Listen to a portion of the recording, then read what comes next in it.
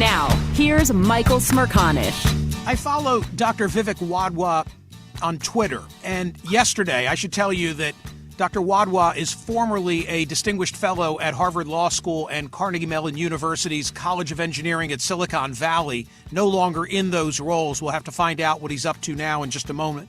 He's also the author most recently of From Incremental to Exponential. Very bright guy. That's what you need to know for our purposes, and that's why I follow him on Twitter. And yesterday he said the following, quote, "This is little more than a PR stunt.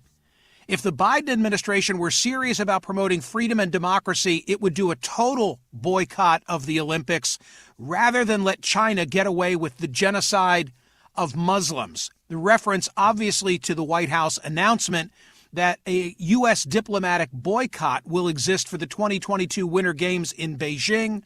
CNN's coverage began this way. The Biden administration will not send an official U.S. delegation to the 2022 Winter Olympics in Beijing as a statement against China's ongoing genocide and crimes against humanity, according to White House spokesperson Jen Psaki.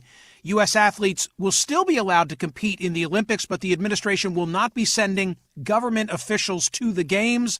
The same policy applies for the Paralympic Games, which are also taking place in Beijing. You might remember, I'm old enough to remember this well, the last time the U.S. fully boycotted the Olympics, 1980, when President Carter instituted that ban in response to the Soviet invasion of Afghanistan. At that time, more than 60 nations refused to compete in the Moscow-held Games. This is Dr. Vivek Wadhwa. Dr. Wadhwa, thank you for coming back to the program. What are you doing these days since you're no longer in the aforementioned roles at Harvard and Carnegie Mellon?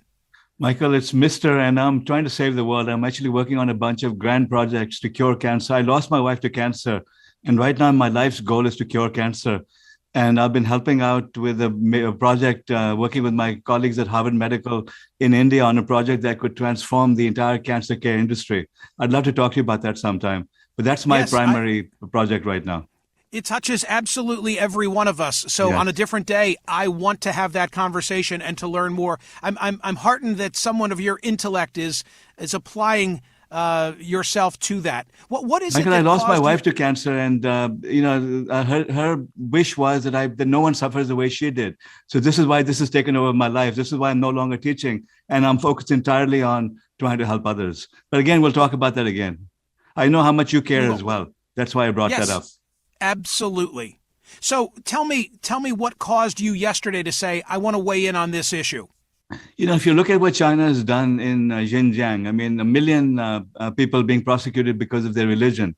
And then if you look at the fact that they just took over Hong Kong, now they've really destroyed democracy in one of the freest countries there was. And then if you look at their aggression in Taiwan, the fact that they're now threatening Taiwan and taking over neighbors' territories and so on, the country has crossed all the bounds. Russia never was as aggressive as China is today. And what are we doing? A slap on the wrist over here saying, don't do that. We're not going to come to your party. So much so that after the president announced this diplomatic boycott, the Global Times simply laughed at him saying, who invited you? That's not precise, but they essentially said, they shrugged their shoulders, okay, we'll get back at you, just to make him feel important. But the fact is that this is a joke. I mean, so they, do all this evil, and our response is saying that we're not going to come to your party. We're not going to send some diplomats over. Who cares about the diplomats? We should be boycotting the Olympics. We should be having trade embargoes. We should be imposing heavy sanctions on China, because what we're doing is that by even having our athletes go to the Olympics, we're endorsing their cruelty, their reign of terror that they're imposing. You know that the White House response was to say, well, it wouldn't be fair to the athletes because they've been training for years, and why all of a sudden should they be punished? Well, so you've got 20 or 30 people who won't get to win some awards. When you have 1 million people who are being prosecuted, hundreds of thousands who are being tortured in jails. So America is all about humanitarianism, about the promotion of democracy, ethics, and values. So we're going to sell out our country's soul for the egos of 20 or 30 or 50 athletes? I mean, how does this make sense? How about the fact that much of the conditions in Xinjiang, the region that you referenced, are responsible for the production of so many goods that Americans are dependent, are reliant upon. Do you think that's a factor in this? I'm sure it is. It's all about commerce. It's all about big companies lobbying and giving donations to our political leaders. That's what it always comes down to. However, it doesn't make it right. The fact is that we should be now finding a way of getting these companies out of Xinjiang, of boycotting any good that's produced in an area where you have slave labor, because it is slave labor. So we should really stick to our values and our morals and provide true leadership in the world. I've been very disappointed with President Biden because I thought that he would at least, have a higher set of ideals over here, but he hasn't. In fact, I suspect President Trump would have been taken stronger action than he's taken. Do you think that, given that you're disappointed in the action, don't be offended, but it's a half-assed kind of a remedy? Would the United States have been better off not then implementing this diplomatic ban, but rather doing nothing? Would you have rathered the zero route? Well, this is a good publicity stunt. It makes right. Lets our politicians say that they did something. So it lets America save face. So I'd rather have the country save face at least, but it's not enough. This is why I don't normally tweet about politics. I try to stay out of it. This is why I tweeted the way I did yesterday.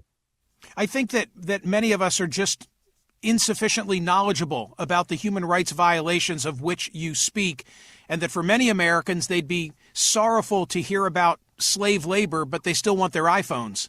Yeah, the iPhones, because of a lot of pressure on Apple, the company that they use, Foxconn, doesn't use slave labor, but a lot of the clothing that we wear is made by slave labor. The cotton is produced in Xinjiang, and it's produced by slave labor.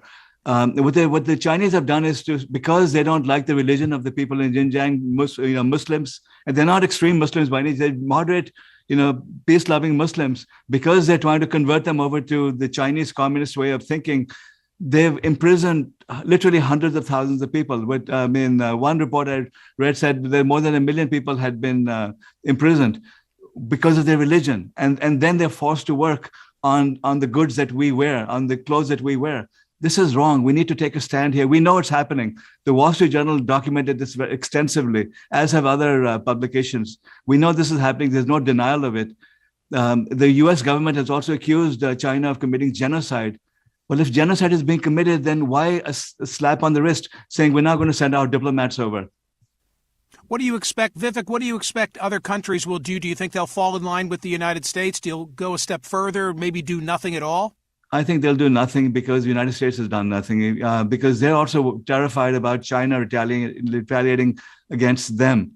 So, Lithuania had the courage to open up a Taiwanese embassy, and they're facing sanctions. The European Union is looking at protecting them. So unless the United States takes a strong and bold stand, China will keep rising, and it'll become a greater and greater threat to our freedom. I'd like you to listen, if you don't mind, to just a 60-second clip, because yesterday Jen Psaki was asked about exactly the issue that I'm addressing with Vivek Wadhwa, the question of whether a diplomatic boycott was enough. Roll the tape.